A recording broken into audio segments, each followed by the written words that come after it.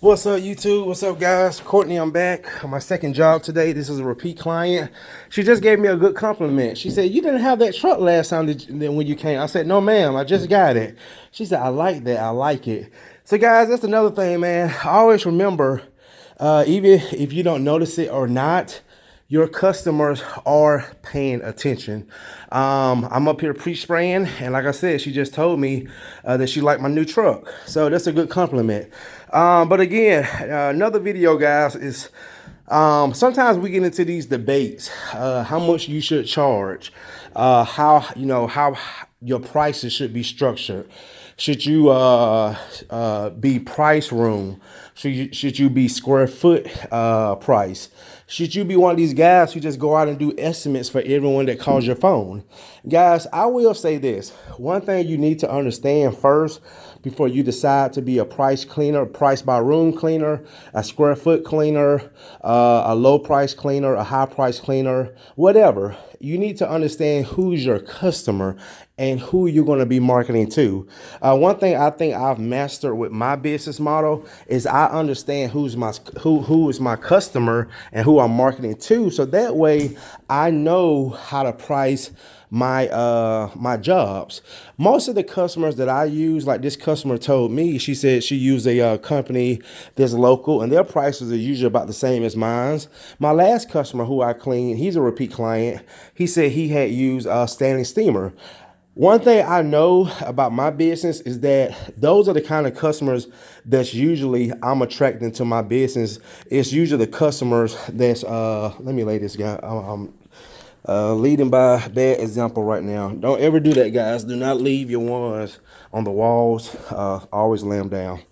But anyway, you always want to understand who you're marketing to and who's your ideal customer. So with that being said is that most of the customers that use my services are usually the customers who probably had a bad experience with some of the big name brand companies, and they just want to find someone who's going to do good quality work. And most of the time, the customers that use me, their carpets are not really heavily soiled. That's why a lot of my tools that I used to have, my Rotovac, I sold it because I just didn't use it. You know, what I have on my van now is perfect for what I have to do on my jobs.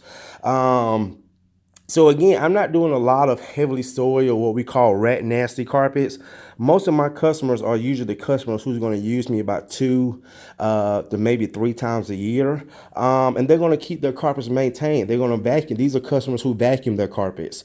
So again, they're not the super high end customers, and they're definitely not the super low end customers. They are the customers who's looking to spend anywhere from about $40 to $50 per room to have it clean, and then sometimes even get it protected. Right now, my job average right now is around about 275. So again, that's the average job ticket that I do every time I do a customer's home.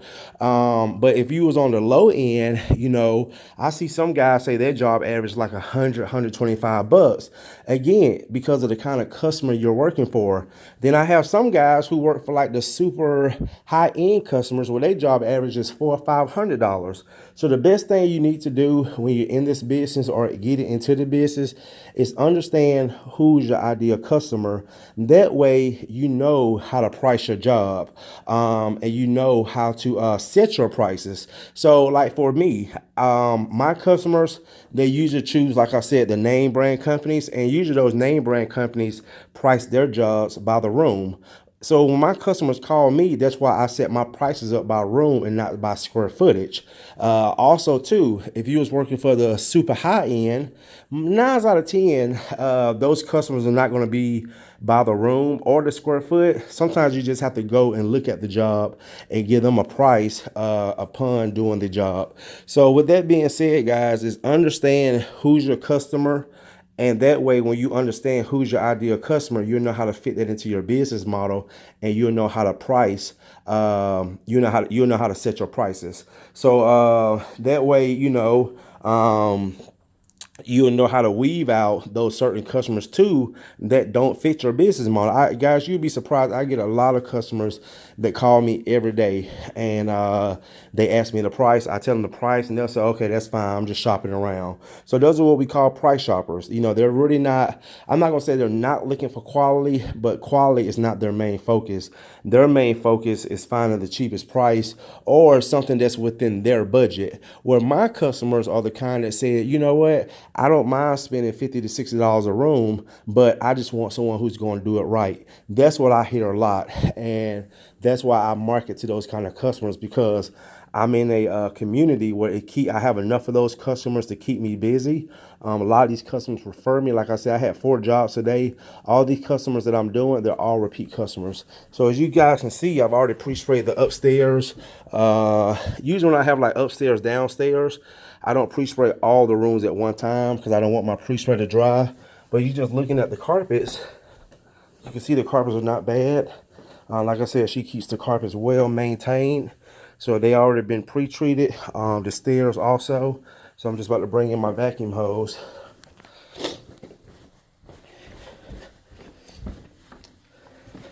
Yeah, Miss Jackson, I got that truck about 6 months ago. Oh yeah, I love it. Yeah. Yes, ma'am. My nephew started getting into that several times. Talking about the carpet cleaning business? Yeah. It can be a challenge. I mean, you know, that's why I was just doing a YouTube video explaining to some of my followers, is you have to understand first who's your ideal customer. You know, like I was just telling you, telling them, it's like customer like yourself who's been using me, you're a repeat client. And it's not that, you know, what a lot of my customers tell me, it's not that the price is too high. It's just that they want quality services. And then, like I said, you know, you have to understand who's your customer. Like, you know, I'm in these neighborhoods a lot, and most of these customers in these neighborhoods are middle class. So, you know, they're not the bottom of the bottom, and they're definitely not like the super rich. So these are the kind of customers like yourself who don't mind paying $40 to $50 a room, as long as it's done right. But then you have some customers who want to get the $10 per room. But so you see how you laughed at that? So if you so if you see $10 a room, again, you as a customer know that's not real. Yeah, that's what you're gonna get. That's what you're gonna get. You get what you pay for. So that's one thing about in business, is what I've learned over the years, is you have to understand who you're marketing to. And usually it does come, I mean, anything comes down to price.